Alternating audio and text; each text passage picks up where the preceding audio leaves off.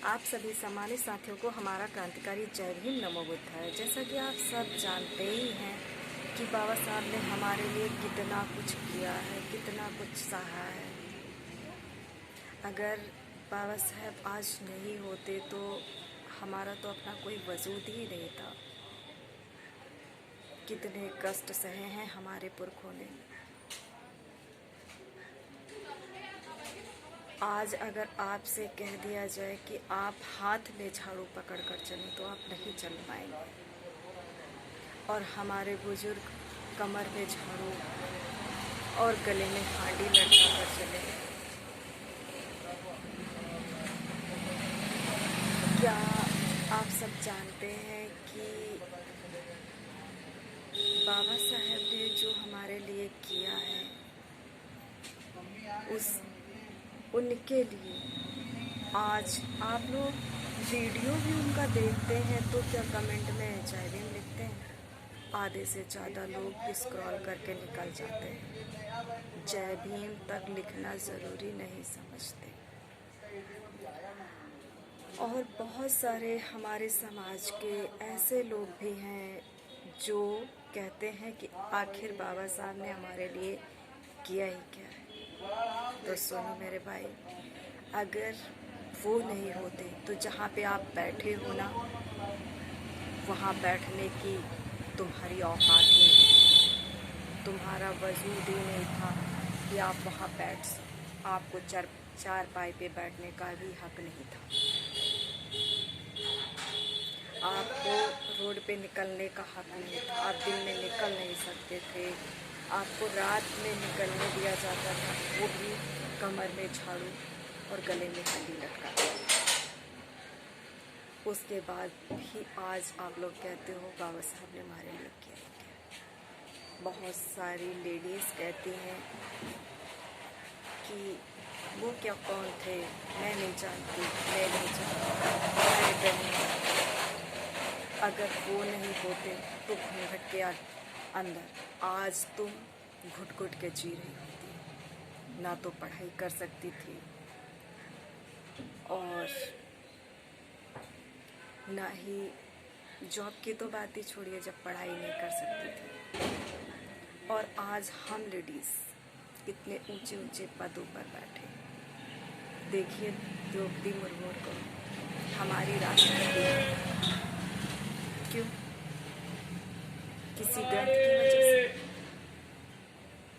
किसी ग्रंथ की वजह से वो उस पद पर बैठी हैं क्या? नहीं, हमारे बाबा साहब के लिखे हुए संविधान की वजह से आज वो उस पद पर बैठी हुई। और हम सब भी उच्च पद पर बैठ सकते हैं सिर्फ बाबा साहब की वजह से। तो आप सब बहनों से मेरी हाथ जोड़कर विनती है कि प्लीज़ बाबा साहब के बारे में कुछ पढ़िए, कुछ जानकारी हासिल कीजिए कि उन्होंने हमारे लिए क्या किया। मनुस्मृति अगर बाबा साहब चलाते नहीं तो क्या आज भी हम लोग हस्बैंड की चिताओं पर जलकर राख हो रही होती?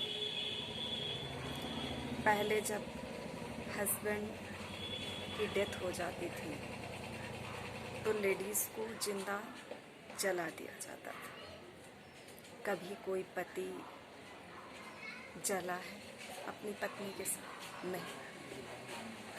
ये सारी समाज ने ऐसे नियम, ऐसे सब लागू कर रखा था कि जो भी त्याग और बलिदान करने हैं लेडीज़ ही करेगी। लेकिन बाबा साहब ने कहा नहीं, लेडीज़ ऐसे त्याग बलिदान जो कर चुकी हैं अब नहीं करेंगे। उनको भी जीने का हक है। अगर पति की डेथ हो जाती है तो बच्चों को संभालने वाला कौन होता है? पत्नी, यानी कि बच्चों की माँ। अगर उसको जलाकर मार दिया जाएगा तो बच्चे अनाथ हो जाएंगे। लेकिन पहले ऐसा नहीं होता। बच्चों का क्या क्या होगा, उनका भविष्य क्या होगा, ऐसा कोई कुछ नहीं सोचता था। बच्चों का भविष्य सिर्फ बाप तक ही सीमित रहता था।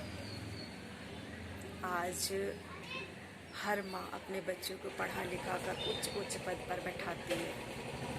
किस वजह से? बाबा साहब की वजह से। नहीं तो हम लोग जिंदा ही नहीं रहते। तो जब बाबा साहब ने हमें जिंदा रहने का हक दिलाया, तो क्या हम लोग उनके लिए कुछ करते हैं? नहीं। तो प्लीज़ बाबा साहब की वीडियो देखकर कमेंट बॉक्स में जय भीम ही लिख दिया कीजिए। अपना एक संगठन बनाइए, संगठित रहिए। बाबा साहब ने कहा था, शिक्षित बनो, संगठित रहो, एकत्रित रहो, संघर्ष करो, यही सब कहा था। तो क्या ऐसा कुछ हमारे समाज में, हमारे समाज की बहन बेटियां नहीं कर रही? मैं बता दूं कि जब तक आप पाखंडवाद को नहीं छोड़ेंगी, आप ऐसे ही घुट-घुट कर जिएंगे। अगर अपनी ज़िंदगी अपनी मर्जी की जीनी है तो संविधान पढ़िए, पाखंडवाद को छोड़ दीजिए। देखना कामयाबी आपके कदम न चुने। अपनी बेटियों को पढ़ाइए, शिक्षित बनाइए। हमारे समाज की सभी बहन बेटियों को पढ़ने की ज़रूरत है, व्रत के लिए।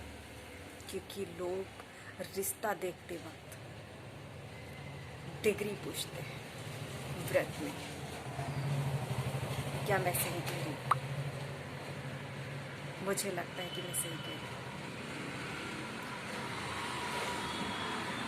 अगर मैं सही कह रही हूँ तो बताइए, कितनी आज भी हमारे समाज की बहुत सारी लेडीज़, महिलाएं सब पाखंडवाद में घुसी पड़ी हैं।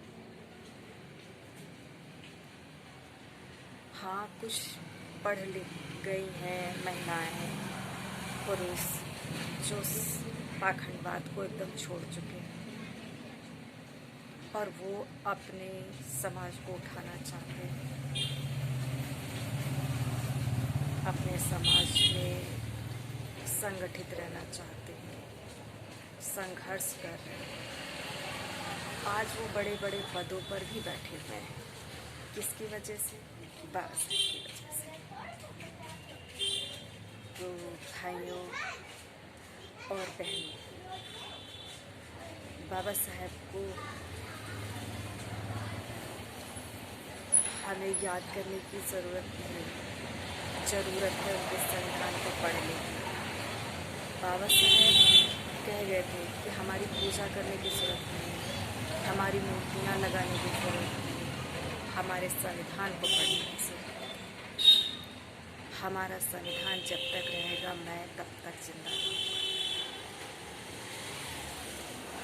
तो हमें बाबा साहब को जिंदा रखने के लिए उनके संविधान पर अमल होना है, उनके संविधान के हिसाब से ही चलना है।